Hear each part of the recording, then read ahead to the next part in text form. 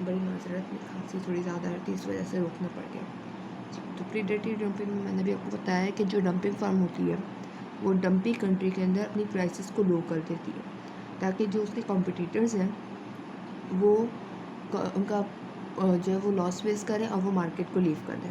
Market के leave करते ही dumping firm जो होती है वो क्या करती है, मोनोपोली की पावर एंजॉय करती है, प्राइसेस बढ़ा देती है और हायर प्रॉफिट अर्न करती है। मैं लिख देती हूँ, एंड अर्न हायर प्रॉफिट्स। सही, ये तो हो गया आपकी पहली डंपिंग, ठीक है, प्रीडेटरी डंपिंग, ठीक है। ये सबसे खतरनाक डंपिंग होती है अगर ये काम कर गया तो, ठीक है। चलो पार्ट 2 पे चल रहे हैं, फिर सेकंड पेपर में उसकी तरफ, ठीक है।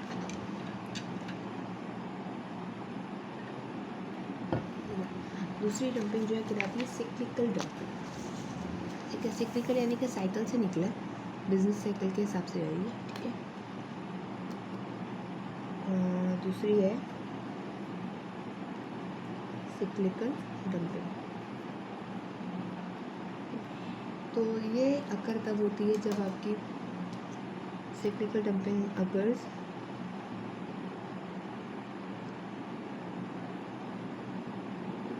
During the recession period. Recession period में क्या होता है, वैसे ही आपकी जो डिमांड होती है वो बहुत कम होती है, ठीक है। डिमांड किसी भी वजह से जो है वो कम हो गई होती है, ठीक है। तो डिमांड कम जब हो रही होती है तो जाहिर सी बात है लोग हायर प्राइसेस पे नहीं करते। तो डिमांड कम होने पे क्या करते हैं कि डंपिंग कंट्री क्या करती है, डंपिंग को याद रखना है आपने कि एक्सपोर्टिंग के ऊपर होता है। सो सॉरी मैं दिखा रही हूँ।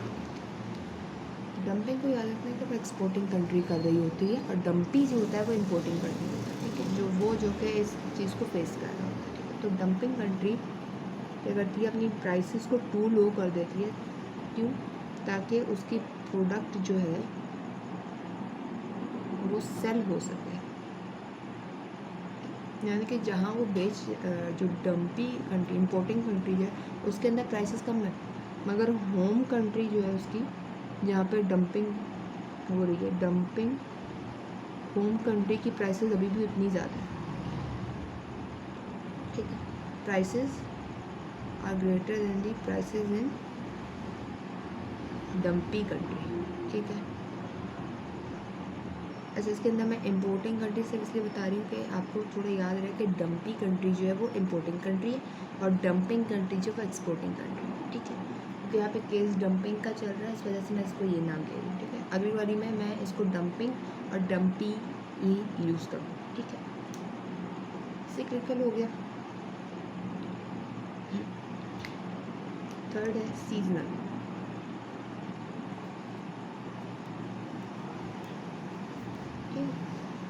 उस नाम से पता चल रहा है सीजनल, ठीक है।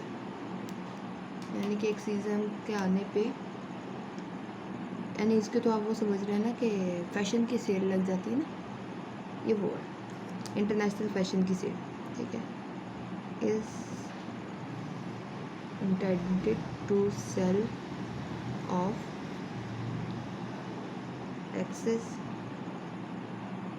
इन्वेंट्रीज ऑफ अ प्रोडक्ट, ठीक है। यानी कि एक मैं एग्जांपल दे देती हूँ एक छोटी सी फर्म की, यानी कि हमारे कपड़ों की दुकानें जो होती हैं, जहाँ सर्दियाँ आनी शुरू होंगी, अभी मौसम ज़रा सा सर्दी की तरफ जाएगा, आपके लॉन के ऊपर सेल लग जाएगी 50% 70%। क्यों, क्योंकि उन्होंने जो इस साल बनाया वो उसको सेल ऑफ करेंगे, उस पर लो प्राइस, क्योंकि उसको अगले साल तक के रखने के लिए उनका फ़ायदा नहीं, अगले साल वो एक नई जो है वो डिज़ाइनिंग्स को लॉन्च करेंगे, ठीक है। फिर यही जब सर्दियाँ ख़त्म होने लगती हैं तो क्या होता है, सर्दियों के कपड़ों पे खद्दर के ऊपर सेल लग जाती है सब, वो क्या होती है, वो सीजनल होते हैं, सीजनल सेल्स लगती है ताकि जो है वो लॉस ना हो, यानी पड़े पड़े बर्बाद करने से बेहतर है थोड़ा बहुत कमा लिया जाए, वो वाली बात है, ठीक है। तो इसी तरीके से सीजनल की डंपिंग भी होती है, यानी कि फॉर एग्जांपल कोई ऐसा गुड है जिसका एक सीज़न है जो कि एक सीज़न के बाद अब वो इस्तेमाल नहीं होगी, तो सीज़न से पहले उसके ऊपर सेल लगा के या उसकी प्राइसेस को लो करके डंपी कंट्री के अंदर बेच दिया जाए, ठीक है। फिफ्थ, सॉरी फोर्थ है, फिफ्थ नहीं है, फोर्थ है, 4 होते हैं सिर्फ। Persistent dumping. अच्छा, परसिस्टेंट डंपिंग को जो है आप कंफ्यूज मत कीजिएगा प्रीडेटरी से, परसिस्टेंट डिफरेंट होती है, ठीक है। Persistent dumping occurs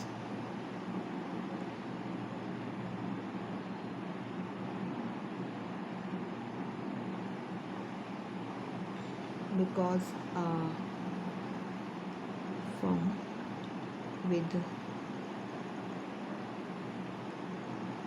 market power use price discrimination, यानी कि जो डंपिंग फर्म है उसके पास मार्केट की पावर है डंपिंग कंट्री के अंदर, ठीक है, तो वो प्राइस डिस्क्रिमिनेशन यूज़ करेगी, ठीक है। या फिर ये होगा ऐसा कुछ कि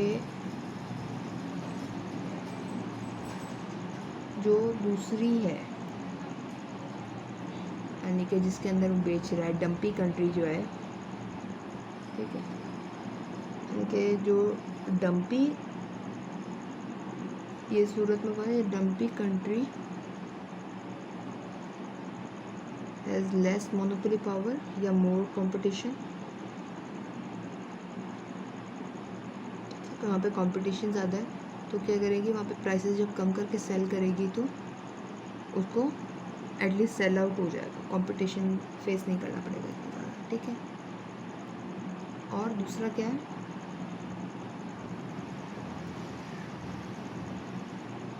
हाँ यही है, ठीक है।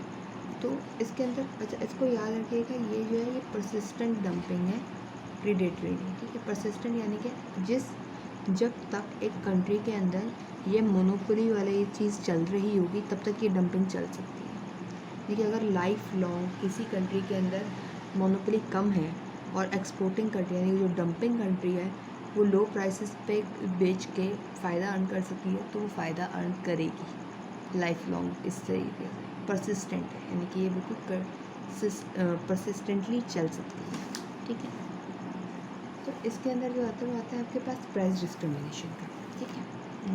इसको नीचे करके आपको ग्राफ ड्रॉ करके इसको एक्सप्लेन कर देती हूँ।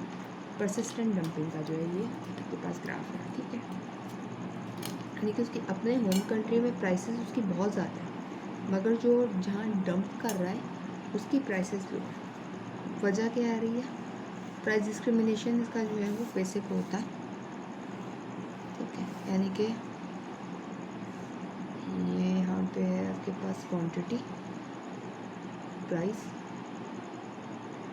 ठीक है, और क्वांटिटी प्राइस, ठीक है। ये है होम कंट्री यानी कि जो डंपिंग कंट्री है, और ये है डंपी कंट्री, ठीक है, याद रखिएगा इस फर्क को। ये डंपिंग कंट्री, ये है आपका डंपी कंट्री, और फिर लिख लेते हैं सही से, बेहतर है खुला लिख लो।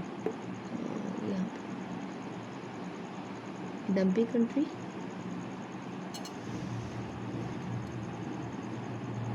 होम कंट्री, ठीक है। तो होम कंट्री में क्या है कि जो आपका कर्व है वो लेस इलास्टिक है या ज़्यादा इनइलास्टिक है, मोर इनइलास्टिक है, ठीक है। ये है आपके पास डिमांड मार्जिनल रेवेन्यू, ठीक है। वेयर एज जो डंपी कंट्री है उसके अंदर ये जो है वो इलास्टिक है, ये डिमांड, ये मार्जिनल रेवेन्यू, ठीक। इसमें क्या हो रहा है, बी कांस्टेंट, आपके पास मार्जिनल कॉस्ट और एवरेज कॉस्ट जो है वो कांस्टेंट है। इस अजम्पशन के साथ ये प्राइस डिस्क्रिमिनेशन बनता है कि average cost is equals to marginal cost, ठीक है, क्योंकि फर्म एक ही है जिसने अपने होम कंट्री में भी सप्लाई करना है और डंपी कंट्री जो या जो इम्पोर्टिंग कंट्री है उसको भी सप्लाई करना है, ठीक है। तो अब क्या होगा, जो प्रॉफिट मैक्सिमाइजेशन की कंडीशन होती है कि marginal revenue is equals to marginal cost, ये आउटपुट लेवल निकल आया, इसको एक्सटेंड करेंगे डिमांड पे, ये प्राइसेस, यही डंपिंग के अंदर आएंगे तो प्राइसेस, ये क्वांटिटी, ये प्राइसेस, तो होम कंट्री के अंदर वो ज़्यादा प्राइसेस चार्ज कर रहा है as compare to in the dumping country, ठीक है। तो इसकी वजह से क्या होगा कि उसको यहाँ पे सेलिंग का फ़ायदा होगा और जितना नुकसान यहाँ उठा रहा होगा उतना फ़ायदा उसको यहाँ के एक्स्ट्रा प्राइस की वजह से वो कवर अप हो जाएगा, ठीक है। ये आपकी चारों के चारों हो गई डंपिंग की टाइप्स, ठीक है। बट एक डंपी को कैसे रिएक्ट करना चाहिए अगर उसके बारे में डंपिंग हो रही हो कंट्री के अंदर, तो उसको कैसे रिएक्ट करना चाहिए? कंफ्यूज हो जाना चाहिए वैसे तो, ठीक। यानी कि इसको मैं लिखती हूँ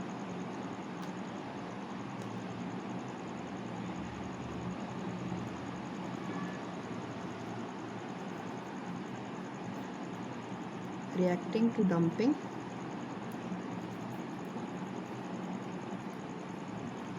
what should dumpy think, ठीक है। यानी कि डंपिंग हो, ठीक है। एक सेंस में तो ये इम्पोर्टिंग कंट्री के लिए बहुत अच्छी चीज़ है कि वो मोस्ट वेलकम करें। नहीं, सच्ची बात है, हमारा होता है ना, सस्ती में रही चीज़ ले लेंगे, मोस्ट वेलकम करो, ये सस्ती चीज़ बेचेगा, कम प्राइसेस में बेचेगा, ठीक है। तो अगर तो एक तरीके से देखा जाए दैट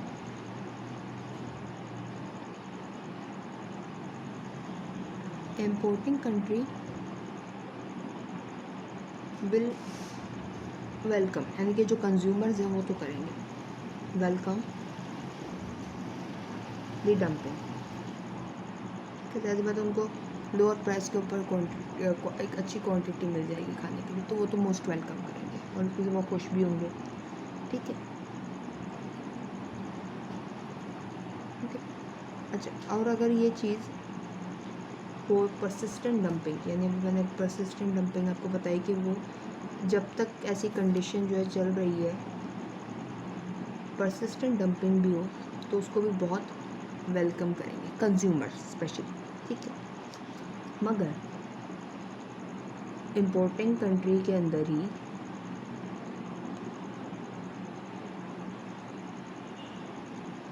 इम्पोर्ट कंपीटिंग फर्म्स भी तो होती हैं, यानी कि जो गुड हम बाहर से मंगवा रहे होते हैं वो कुछ अपने फर्म में भी तो प्रोड्यूस हो रही होंगी, तो लोअर प्राइस के ऊपर बाहर से प्रोडक्ट आने लग जाएगी उनकी कंपटीशन की, और लोग उसको करेंगे तो इसको भूल जाएंगे, तो इम्पोर्ट कंपीटिंग फर्म जो है वो वर्स ऑफ हो जाती हैं, ठीक है। फिर ऐसी सूरत हाल में क्या करना चाहिए, यानी कि डंपिंग को किस तरीके से रोकना चाहिए, क्या करना चाहिए? टैरिफ लगा दें, ठीक है। अगर इम्पोर्टिंग कंट्री इम्पोर्ट्स पे टैरिफ लगा दें, कितना टैरिफ लगा दें कि जो प्राइसेस लो वाली थी वो इक्वल हो जाए प्राइसेस, यानी कितना टैरिफ लगा दें उसके ऊपर कि वो इक्वल हो जाए हायर प्राइसेस, ठीक है। यानी कि तो मैंने पिछली लास्ट अभी प्राइस डिस्क्रिमिनेशन की उसमें एक था ना जिसमें लो प्राइसेस थी जिसके अंदर वो डंपिंग कर रहा था, अब वो लो इम्पोर्टिंग कंट्री जो थी वो इतना उसके ऊपर टैरिफ लगा दी कि वो हायर प्राइसेस की तरफ, यानी इक्वल होके वो हायर प्राइसेस के बराबर हो जाए, ठीक है। तो इसको फाइंड आउट करने का फॉर्मूला होता है कि जो प्राइसेस हाई हैं minus prices low divided by prices low over 100, तो ये आपको वो इंटरेस्ट रेट दे देगा या वो टैरिफ का रेट दे देगा जिसको अप्लाई करना चाहिए, इफेक्टिव टैरिफ रेट कहलाता है शायद, चलिए टैरिफ रेट हो जाएगा, ठीक है। अगर वो टैरिफ रेट आपका 140% हो जाए तो फिर कोई लगाने देगा, गवर्नमेंट वोंट अलाउ, प्रोहिबिटेड हो जाएगा ये, ठीक है।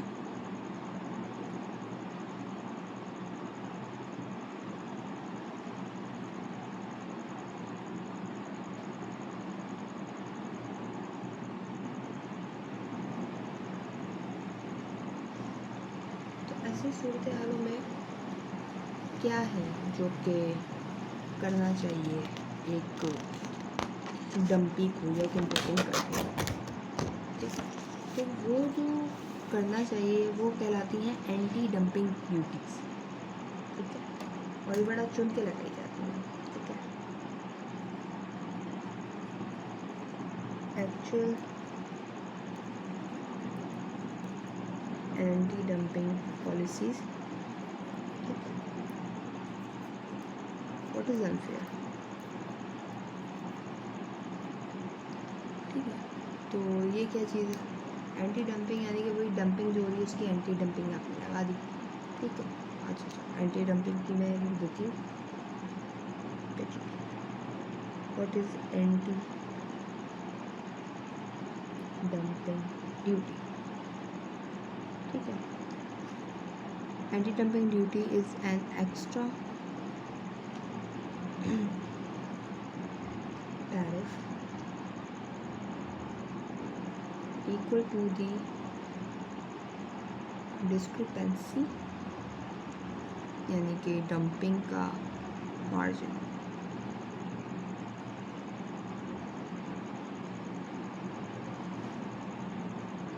between actual export price and normal value जो मैंने आपको पहले बताई हुई है। नॉर्मल वैल्यू कौन सी होती है, कोई भी डेफिनेशन यूज़ की जा सकती है। एक्चुअल एक्सपोर्ट प्राइस जो कि डंपिंग कंट्री के अंदर नई एक्सपोर्टिंग की प्राइस लेके जा रही होती है। डंपिंग कंट्री जो डंपी कंट्री के अंदर प्राइसेस रखती है गुड को सेल करने की, वो एक्सपोर्ट प्राइसेस, ठीक है। तो एंटी डंपिंग ड्यूटी क्या होती है कि अगर टैरिफ लगा हुआ तो उसके ऊपर एक्स्ट्रा कितना टैरिफ लगना चाहिए ताकि आपके जो एक्चुअल एक्सपोर्टिव प्राइस है वो इक्वल हो जाए, या जो उसके दरमियान का फ़र्क है एक्चुअल एक्सपोर्टिंग प्राइस और नॉर्मल वैल्यू की, वो जो फ़र्क है वो ख़त्म हो जाए, ठीक है।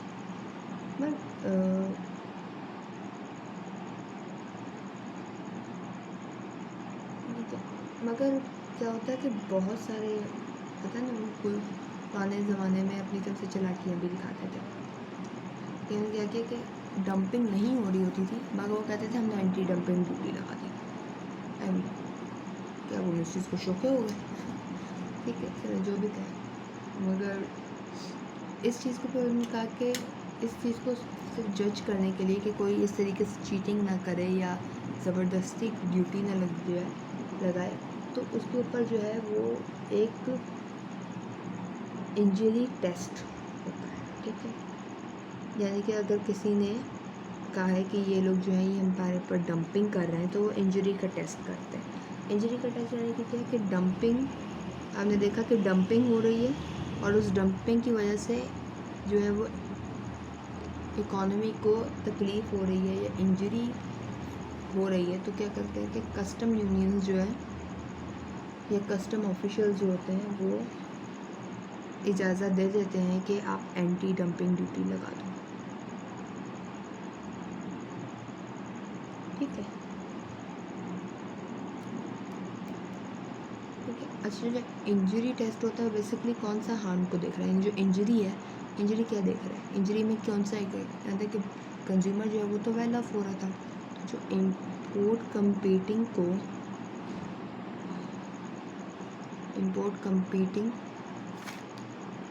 फर्म्स जो होती हैं उनको जो नुकसान होता है, उनका जो क्या कहूँ, उनको जो डिसएडवांटेज होता है उसको इंक्लूड करते हैं इंजरी के, ठीक है।